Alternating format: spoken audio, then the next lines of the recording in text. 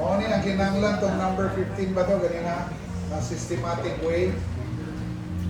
So discuss how to generate finances in the local church for missions and reaching unreached people group. No? So how do we generate resources in our local churches, no? In reaching unreached people group? So know and apply these 7 principles of faith promise giving. So mga na atong mga objectives. Daron. So giving, no? Giving is actually an act of worship. Giving back to the one who gave first.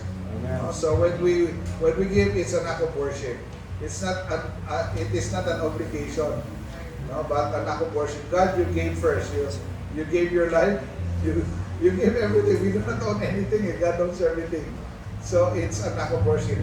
Say, God, I give because I just want to appreciate, no, what you did for me. Giving is also a kingdom investment. Now when we give, we are investing in God's kingdom. So it's not an expense. When we give, it's not an expense, it's an investment. And then it's a stewardship also. Again, we are just managers. We are just trustees. We are just stewards. We do not own anything. So when we give, we're actually just returning back to God, no? And giving should also be a way of life.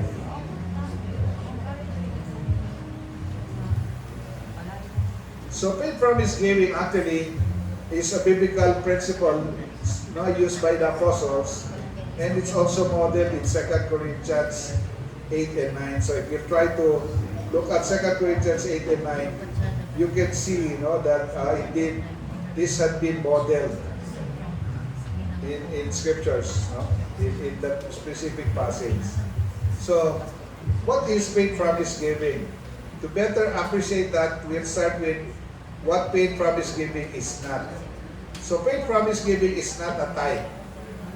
No? So, a tithe, lahi man na, that's the Lord's, the Lord, no? The Lord's. The tithe is the Lord's. And of course, it's not a church pledge. Pag faith promise giving, you're not pledging for the church. It's not a commitment to be followed up by another person. It's not a foolish promise also. Or it should not be something that we'll be proud of. Look what I have done. That's not promise giving.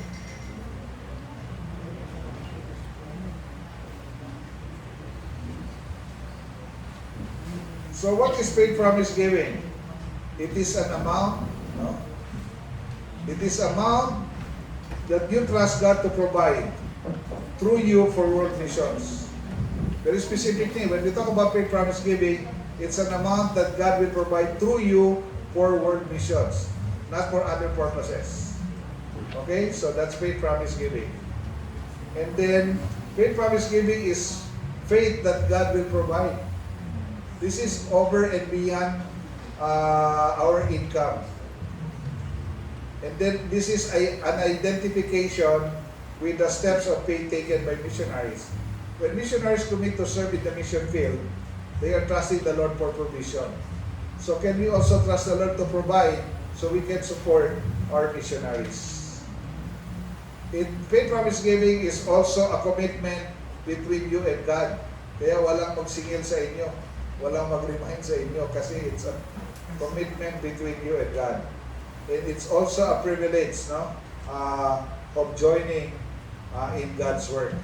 When we give, we are partnering with God, in His work. So, first principle, our giving should challenge us. Ibig sabihin, it's something that we can really trust God for, no? Sabi nga nila, giving is part of our being a growing disciple. And somebody said, never measure your generosity by what you give, but rather by what you have left. Remember the widow's mite? Diba? The Pharisees were giving a large amount of money. Sa kanya, parang maliit lang talaga. It's just a mite. Pero, anong sabi ni Lord? She has given more. Because she gave it all. No? So, ganun din yun kay Lord. It's not the amount. It's really the heart behind the gift. So, do we give? And is our giving something that also challenges us to trust the Lord more? Kasi sabi nila, if you are not able to give, parang it's saying, Lord, I doubt that you will provide. Because if you believe that God will provide, it's easier to give. It's easier to share. So, second principle is our faith promise giving confirms our covenant relationship with God. So God owns everything, and the same God actually promised not to provide everything that we need. And it is also God in Deuteronomy 8:18 who said that it is the Lord who gives us the ability to earn, to make money, no? to earn wealth. So it's simply, when you give, it's simply trusting the Lord who said, I will provide, I will give. So it's confirming our covenant relationship with Him. Another principle is we become covenant connectors. Because of our giving, people will come to know the Lord. Diba? So, the more we give, the more ministries can be supported, the more we are able to become or play the role to be covenant connectors, because we believe that God will provide, the Lord will also provide more than enough, so we can share more, so that others will also have the opportunity to hear the gospel. So hindi lang tayo makakilala kay Lord, hindi lang tayo maka-experience ng goodness ni God, but other people. So we become covenant connectors. Faith promise giving also comes out of our relationship with God. Sabi nga, our obedience demonstrates love and relationship with God. And in Genesis, we all know that God promised, I will surely bless you. Sabi niya kay Abraham, I will bless you and your descendants. No? So, and we all know that Abraham was tested. Also, Genesis 22, di ba? When he was asked to offer Isaac, but he was even very much willing to offer his only son. So, faith promise giving is really giving out of our relationship with God. So, yung obedience aspect here is very important. Our giving also should be generous. No? So, sabi nga, if we sow sparingly, God will also bless us sparingly. No? The more we give, the more blessings. Of course, our motivation to give is not the blessing. No? The blessing is simply an add-on. No? Because of our faithfulness and obedience to God, we can experience those blessings. So, yung sabi ko, sinang Alan Barnard, the one who gave, who is giving out $4 million a month. Sabi nila talaga, they have experienced so much blessing as a result. And the Lord is just blessing them yung business nila. Sila nang hinahabol ng negosyo eh. Yung mga tao hindi na nagbibid. We want you to do our project. So, ibang klase talaga. And iba rin yung principle nila kasi the more they can save, the better. Para they can give more. He came flew by the Philippines to go to Korea for the Lausanne conference. So we invited him to speak. And alam niyo anong sinakyan niya? Korea, Manila, AirAsia. AirAsia kasi gusto niya pa mag-save para daw mabigay niya pa lalo sa ministry. If you know Cityland, si Dr. Andrew Newson is one of the top executives, and it's a family business. And sabi niya, I never fly business class. I always fly economy because I reach my destination anyway. Sabi niya, because I want to save more and I want to give more to support the ministry. So ibang klase rin. Minsan, nag-treat siya sa Shangri-La kami, 2,500 yung meal. Sabi niya, I'll pay for your meal. But if you want to order a drink, you pay for your drink. Sabi niya, let me explain.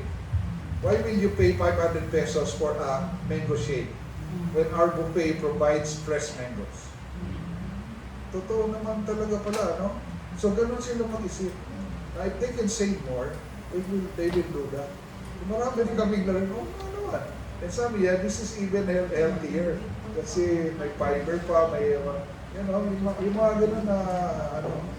So, sabi namin, ibang klase talaga. So, ang kanilang philosophy, earn as much as you can, save as much as you can, so you can give as much as you can. So, that's why they are very generous when giving. No? So, kasi na-experience nila yung provision ni God. So, our giving also should be personalized. So, it's not anybody would make decisions, but it's you, Lord. How much would you want me to give?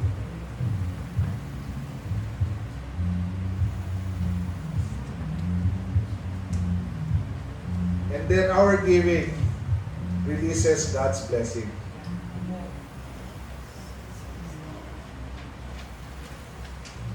Merong isang, yung si Dr. Fox, yung nagsulat dito material, kinuwento niya sa amin, there was a missions conference, he was speaking, and nagturo siya about faith promise giving. Ito na, you give beyond your income, no? So parang it's an amount you want to trust me to provide for world missions. Meron na isang lady doon, ang pangalan Susie. Ang tawag nila Susie, the laundry lady. Kasi, nung nagbigay na ng challenge for faith promise giving, ang laki daw ng amount na gusto ni Lord isulat niya. Sabi ni Lord, there is no way I can earn this money and give for missions. So struggle talaga siya. And then after some time, talagang sabi niya, sobrang daw yung lakas ng prompting ni Lord. Sabi niya, okay Lord, I will obey you. But you will have to provide. So nagsinulat yung malaking amount.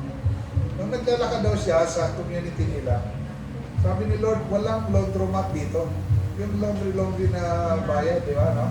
Walang ganyan dito. So binigyan siya ni Lord ng idea. So nag-start siya. Ewan ka sa kompetensya. Bless ni Lord talaga yung business niya. That she was able to give that big amount and also enjoy the blessing.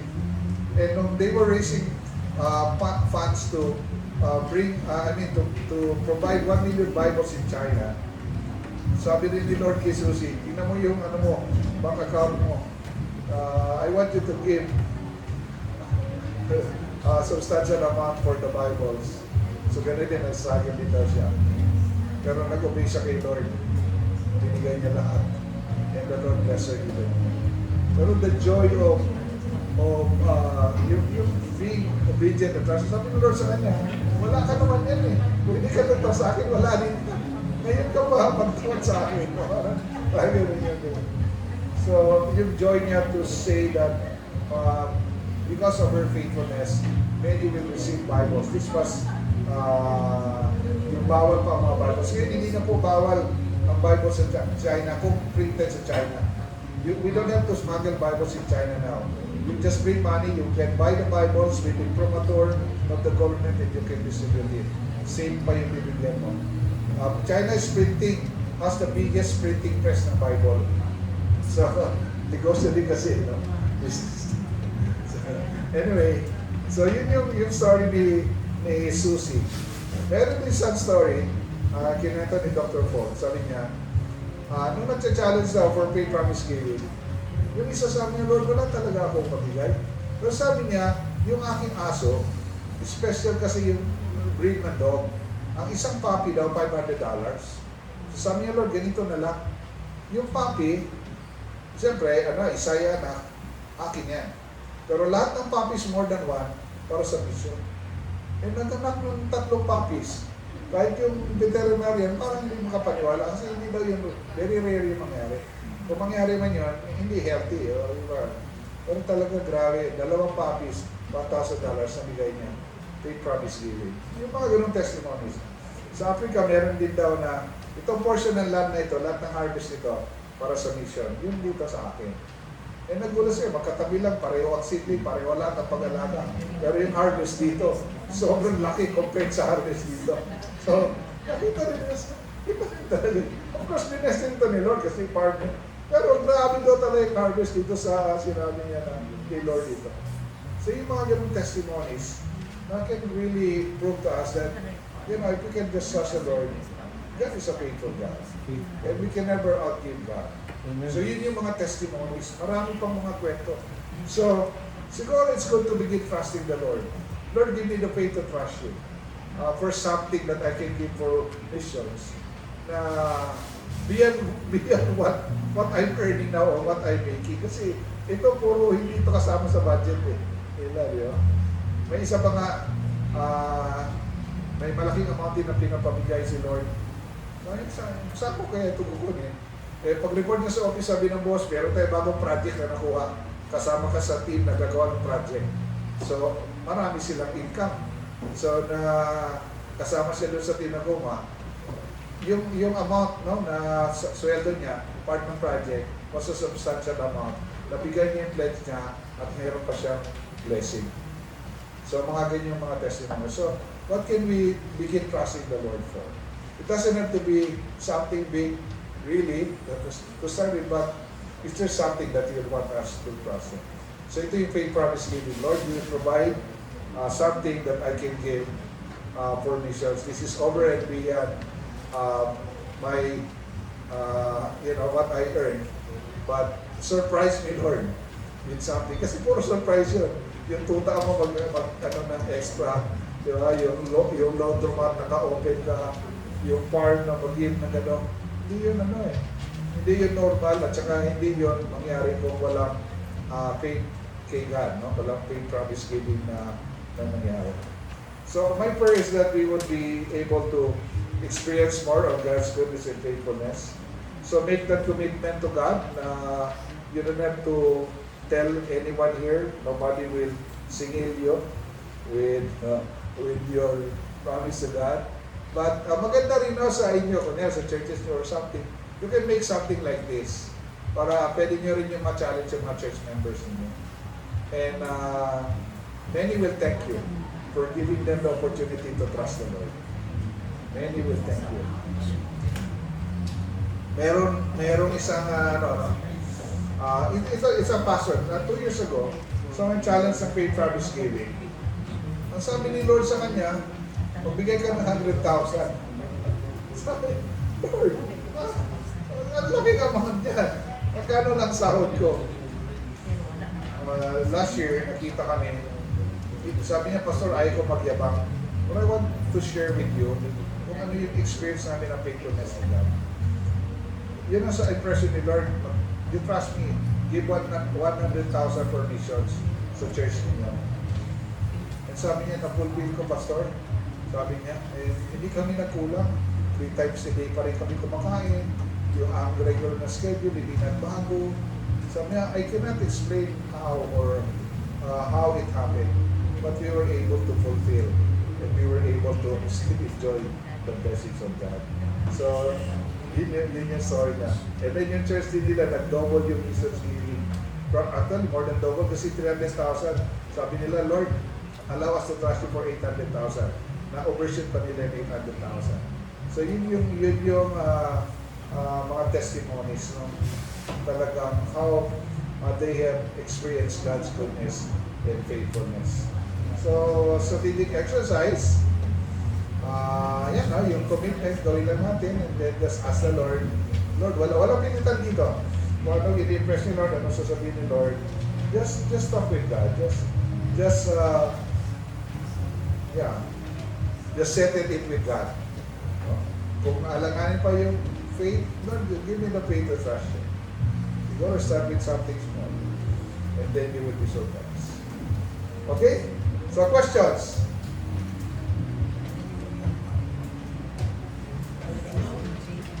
Ha?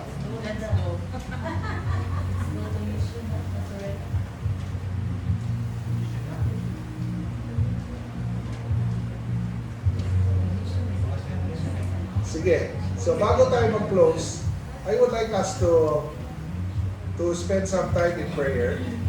siguro mga 3 per group, no? 3 people lang siguro, pwede yun. And just thank the Lord for what we have learned today. And then pray that the Lord will help us to be able to put this into practice, into action. And siguro itong praying promise giving din is there's something that the Lord would want you to trust Him for. And then of course,